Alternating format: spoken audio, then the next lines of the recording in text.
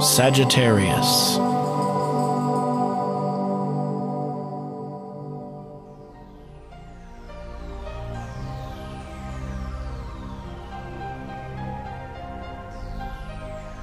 Hello Sagittarius, this is your astrological forecast for May 2016, and we have this month what is known as a blue moon. And what does that mean?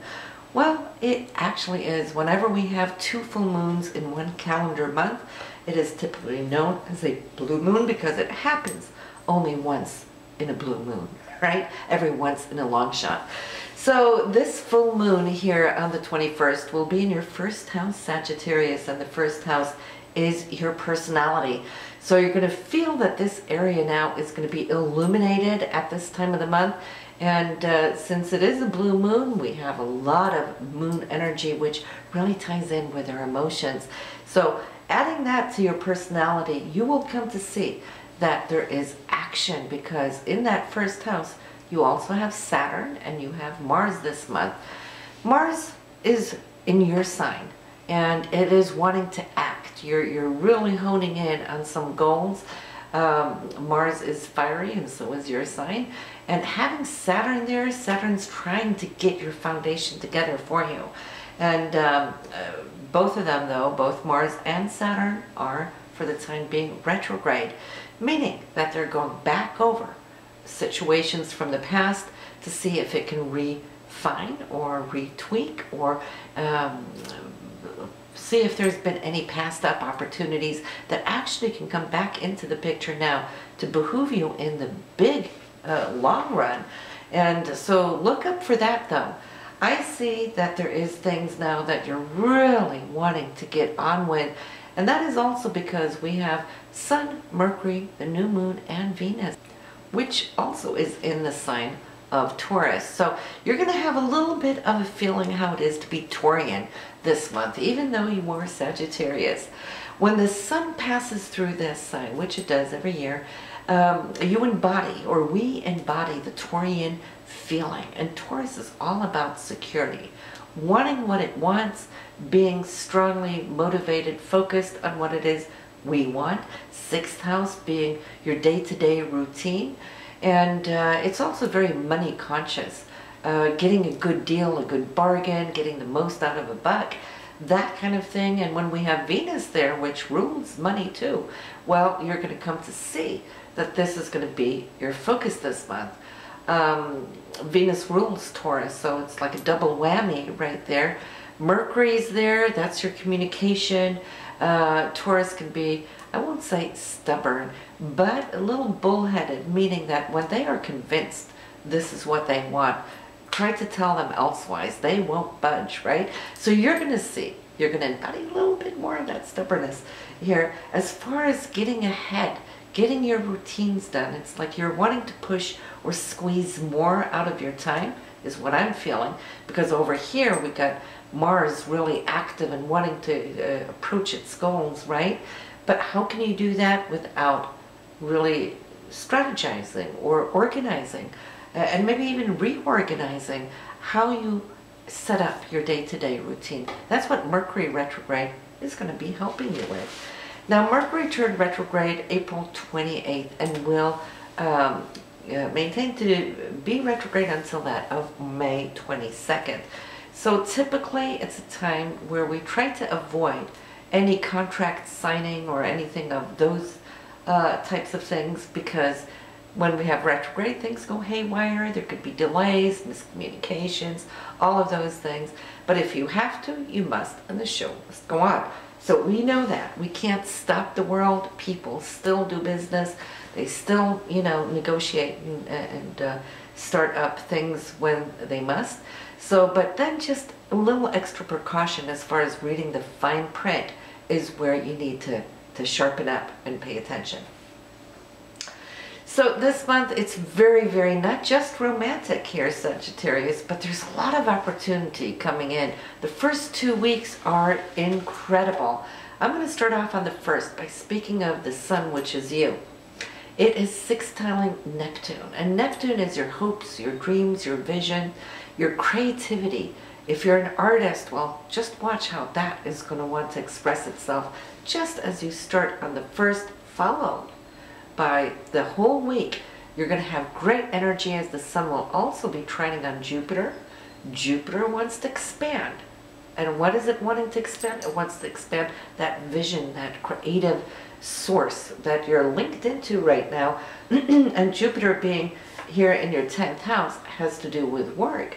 So you might just come to see how things are going to start moving forward and opening up here for you in this sense. And especially because on the 7th, we have Pluto trining on the sun. Now, Pluto's your 2nd house for money and income. So you're going to see work and money really opening up new doors as far as your creativity, your vision, and so forth.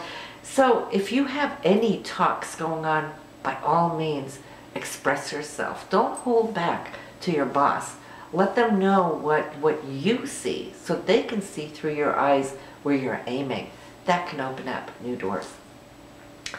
Then we have the 9th through the 13th. My goodness, for those of you getting married, what a wedding, what a honeymoon. It's starting off here on the 9th. We got Venus, which is love and romance, and then Neptune, the higher octave of Venus, making it even more romantic and dreamy kind of. So this is a day where you want to circle on your calendar for a beautiful date night, candlelight dinner, or if you're single, you know, I get those comments too. It's like, what about us who are single? Well, you always have a relationship first and foremost with yourself, right? It's that inner dialogue that we have with ourselves.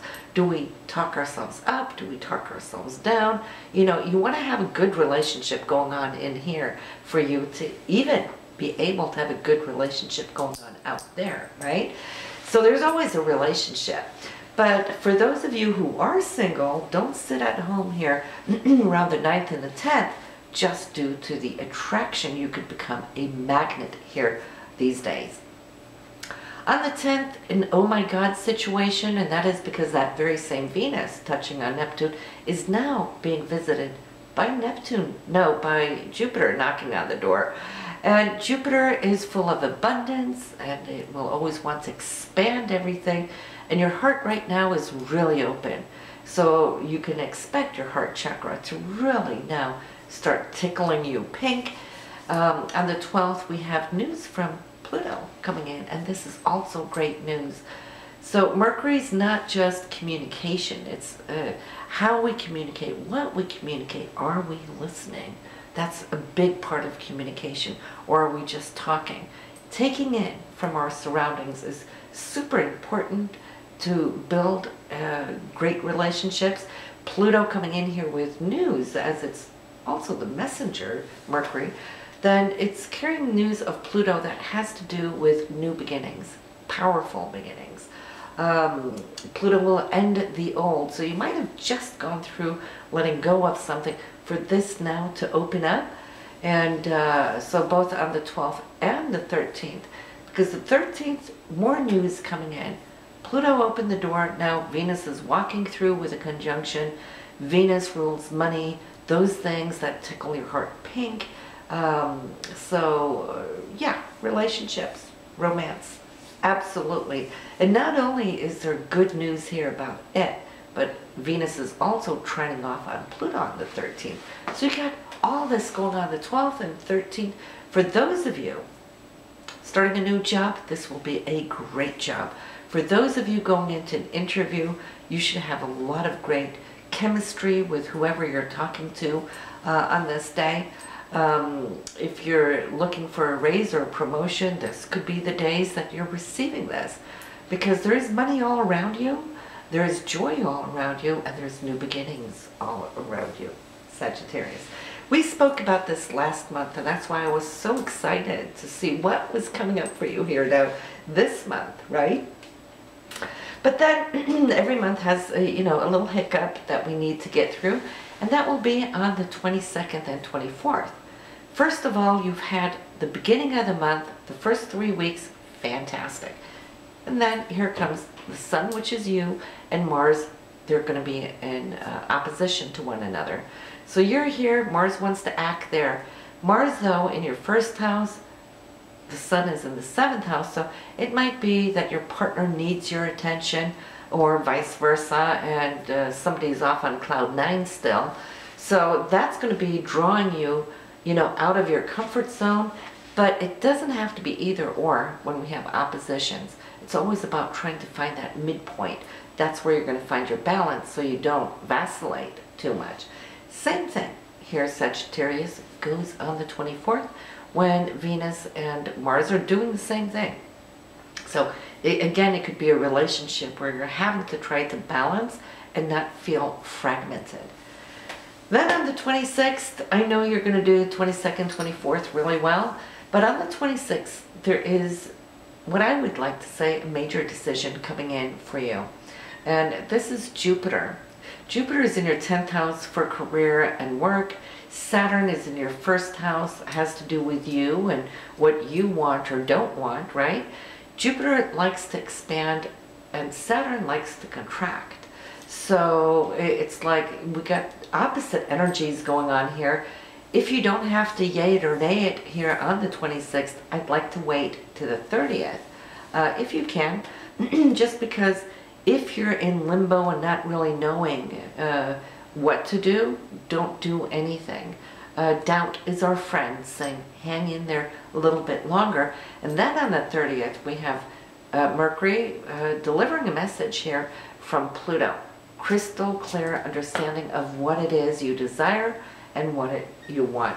So say if you're in negotiations, maybe for payment, maybe this is where you're going to arrive by the end of the month, and then I see how that can really work for you. The new moon is in your 6th house, and that is on May 6th. And the 6th house is all about your day-to-day routines. It's your health, Sagittarius. Maybe you want to look at it. Maybe you're starting off on a new workout regime. In that case, that will really behoove you, because the new moon is only in this area once a year. So it's going to be a full 12 months before you really get the power and the feeling of that kick to engage yourself, to change up your diets. So starting a diet right now, it will be easier for you than at any other time throughout the year. The full moon, as we mentioned, on the 21st, that is here for you in the same area.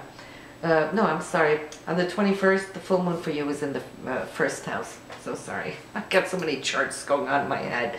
So that is you, your personality. You will feel there's focus on you there on the 21st. So good luck with that. Make it work for you. And Jupiter will be moving direct either on the 9th or 10th, depending on where you live. It's the 9th if you live in the States, and it is the 10th in Europe onwards. So that being in your 10th house, you're going to see how she's going to be picking up speed, moving you forward so that you can start expanding that whole field of your career or whatever other goals that you're setting out.